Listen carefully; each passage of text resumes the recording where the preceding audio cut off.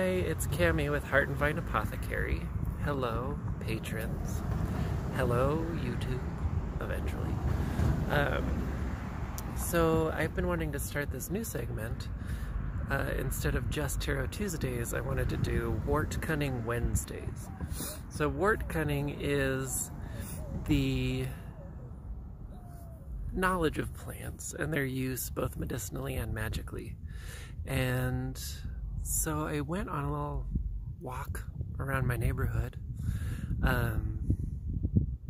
Since we're in self-isolation, I can't go very far. And I came to Montgomery Park, and I found this really great little spot.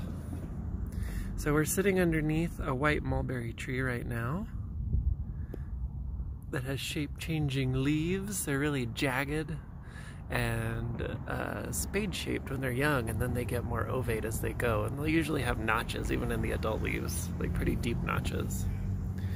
But at the bottom of this tree is a really great patch of plants that I wasn't expecting to find. So let's take a look. So there's actually a grouping of a few really cool plants that are growing right here. So this one here, this is Shepherd's Purse, Capsella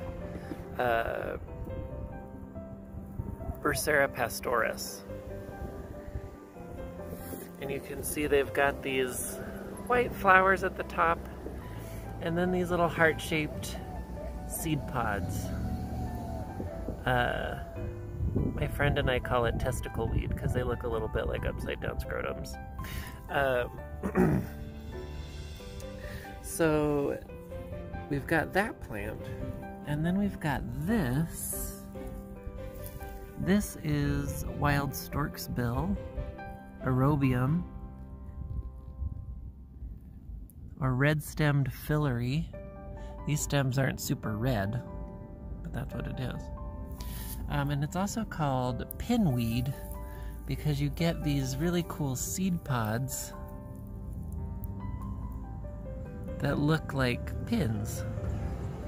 Also, it's called Storksbill because it's got a long beak.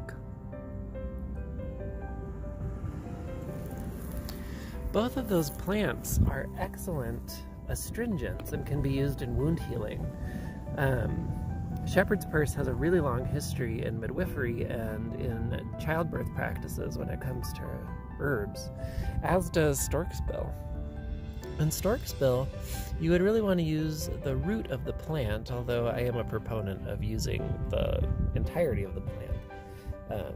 And so I use the leaves and flowers and seed pods, but on the market you'll usually see the root. But these are both really great astringents, which means that they help to tonify and heal tissues, especially wounds. And where Bursera is often used on the external body, Storksbill is used on the internal body for healing like ulcers and kidney issues. I don't see a reason that you couldn't use both of those externally and internally. Neither of them has any toxicity. I mean, every plant has some toxicity, but these are very, very mild, if anything.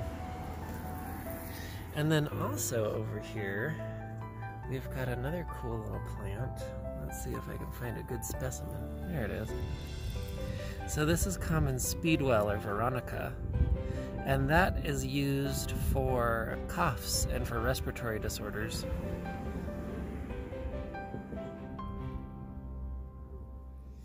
I also find that it's a nice little nervine. Let's see, what else is over here? We've also got our good friend Dandelion, Taraxacum officinale. And Dandelion is just good for everything. The leaves are a powerful diuretic, the blossom is a lymphagogue and can help with breast tissue health, and overall skin health. The root is a really great laxative and is useful in balancing the liver. And, you know, that kind of stuff. It's hepatic. Magically, the dandelion is actually really powerful and aligned with the energies of Hecate. in that it has a really, really deeply diving root. If anybody's ever dug for dandelions, you know that they have really long, difficult to dig roots.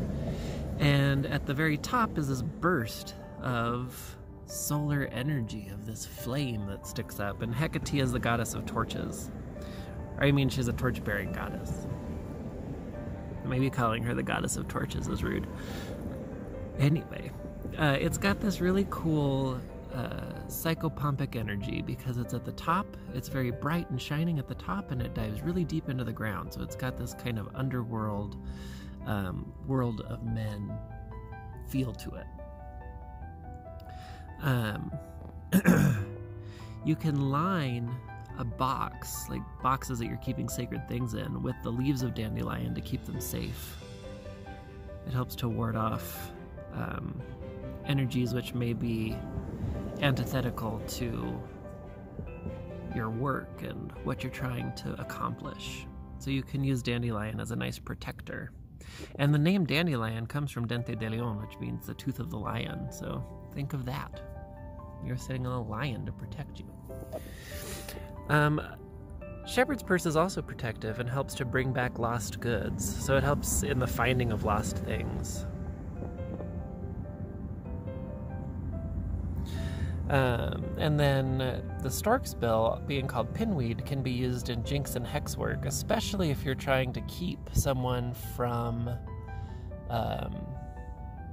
maybe keep them from getting the job you want, or keep them from fucking with you. That's one way to look at it. And then right over here, we've got clover. These are just your common white clovers that grow in the parks. But those are good for tummy issues, and I found them to be good when my kidneys are painful, and it's just good medicine. I mean, there's lots of talk about do you use things that you find in the park, and it's probably not a good idea, but it is a good place to go and identify plants, especially ones that just volunteer and grow wild. And how often in a park do you find something as beautiful as this? Just this little patch of medicinal herbs right around a medicinal tree. The beauteous white mulberry.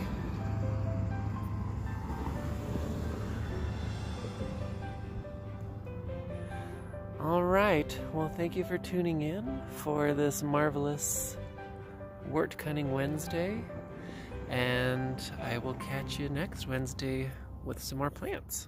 Alright, see ya!